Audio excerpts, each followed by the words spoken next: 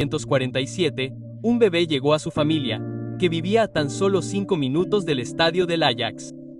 Su padre lo influenció y lo enamoró del fútbol. Cuando cumplió 12 años, su padre murió de un ataque de artrosis. Tan solo 4 años después, debutó con el Ajax. Su nombre era Johan K.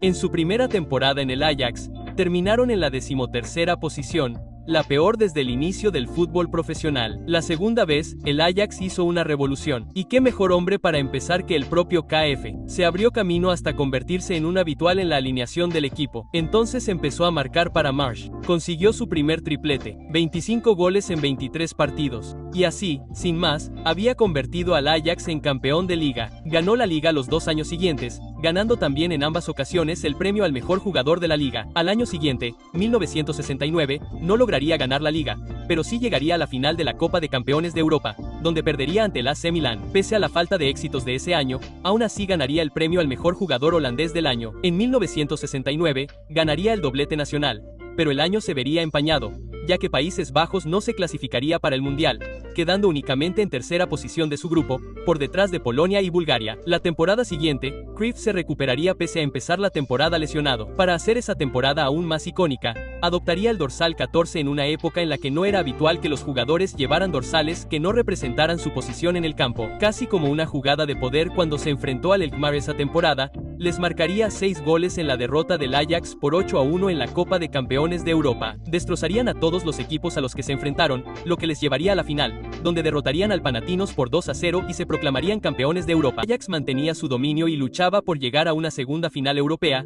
Se enfrentaría al KF, que marcó 2 goles para llevarse la victoria, mientras los periódicos anunciaban que el fútbol total se había impuesto, ya que el estilo de juego defensivo italiano parecía desmoronarse ante su presencia. El KF sería esta vez el máximo goleador de la Copa de Campeones de Europa con 5 tantos. Ese mismo año, como es de imaginar, también ganaron la Liga y la Copa para completar el viaje. A pesar de todos estos éxitos, se perdería el Ballon d'Or, ya que Beckenbauer se lo llevaría cuando Alemania Occidental ganó la Eurocopa, una competición en la que Holanda no participó.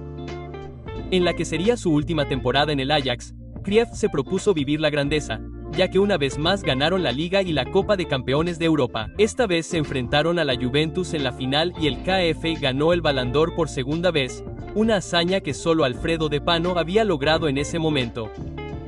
Sería traspasado al Barcelona por 1.2 millones de euros, convirtiéndose en el primer jugador en ser vendido por más de 1 millón, lo que resultaba aún más impresionante, ya que el récord anterior era de casi la mitad. No importaba la cantidad de dinero que supusiera en ese momento, sin duda demostró al instante que valía la pena en su primera temporada. Dejaría al Barcelona con una victoria por 5-0 sobre el Real Madrid y, finalmente, el título de liga. Habían pasado casi 14 años desde la última vez que se produjo ese anuncio. KF llegó al Barcelona y con su filosofía de fútbol total había resucitado el espíritu combativo catalán. Cruyff recibió el balón centrado, pero ese centro no entró por la T. Fue un gol acrobático del que incluso Zlatan estaría orgulloso, pero el momento más significativo Países Bajos demostraría ser aparentemente imbatible, ya que se clasificaría con 24 goles marcados, el doble que Bélgica, que quedó segunda en el grupo. Al avanzar a la fase de grupos, y se quedarían con el primer puesto de grupos, que los 2 mejores equipos de cada uno se clasificarían para otra fase de grupos con solo 2 grupos, y el que quedara primero tendría que enfrentarse en la final. Países Bajos vencería a todos, también vencería a todos. A pesar de esto, Países Bajos seguiría pareciendo el equipo más fuerte, ya que solo recibió un gol. Estos 2 equipos se enfrentarían en la final. El partido comenzaría con un penalti pitado a favor de Países Bajos en el minuto 2, que transformarían. Ocurriría lo contrario solo 23 minutos después, ya que Alemania Occidental transformaría 1 en una final, sino G. Müller, quien marcaría el gol de la victoria y Alemania Occidental se llevaría a casa el trofeo de la Copa Mundial. De todas formas, el mundo del mostrarse, pero ese día no sería K quien demostraría su valía, sino G. Müller, quien marcaría el gol de la victoria y Alemania Occidental se llevaría a casa el trofeo de la Copa Mundial. De todas formas, el mundo del fútbol volvería a reconocer la influencia de Cruyff. Era un nuevo tipo de futbolista, inteligente, agudo, ingenioso y, a pesar de haber sumado solo 11 puntos más que Beckenbauer, se le concedería su tercer Ballon d'Or, convirtiéndose en el primer jugador en conseguir 3 de ellos y en el primer jugador en ganarlos de forma consecutiva. Jugaría 4 años más en el Barcelona, donde ascendería hasta convertirse en el nombre más importante de la historia del club a pesar de que esos años fueron relativamente infructuosos en cuanto a trofeos. Mientras el Barcelona protestaba por el dominio del Real, su inmenso poder parecía imposible de superar.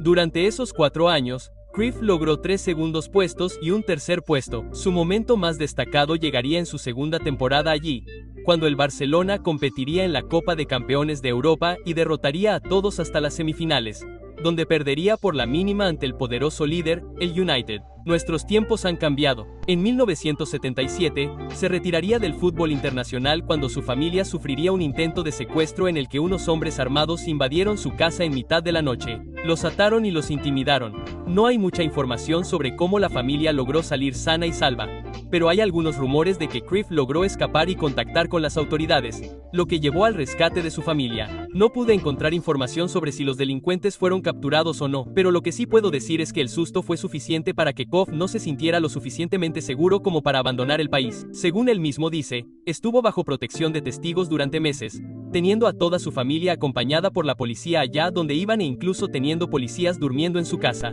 Tras dejar el Barcelona en 1978, parecía haberse retirado, llegando a jugar algunos partidos de exhibición con el PSG a pesar de no fichar por ellos. Pero entonces una serie de malas decisiones financieras que le propuso un estafador que intentaba estafarlo. Cruyff perdió la mayor parte de su dinero y se vio obligado a volver al fútbol. Ficharía por Los Ángeles Aztecs. Su experiencia en gran ayuda para el desarrollo de su filosofía futbolística. Más tarde incluso reconocería que fue un error por su parte retirarse a los 31 años, ya que aún tenía mucho que dar al mundo del fútbol. En su temporada con los Aztecas ganaría el premio al jugador de la temporada y luego pasaría a los Diplomáticos de Washington. Allí no tendría tanto éxito y finalmente abandonaría el club, ya que se perdió el inicio de la temporada al jugar en el AC Milán como jugador invitado. Después jugaría en el Levante de la Segunda División Española, pero tendría que enfrentarse a muchos problemas con los entrenadores y la administración que le llevarían a decidir abandonar el club para siempre. Tras todos estos problemas, decidiría volver al que sabía que sin duda sería feliz, el Ajax. Primero, solo le serviría como asesor técnico y, cuando llegó al club, eran octavos en la liga, pero sus consejos les llevarían a acabar segundos. La temporada siguiente se uniría a ellos y durante los 2 años siguientes llevaría al Ajax a proclamarse campeón de liga en 2 ocasiones.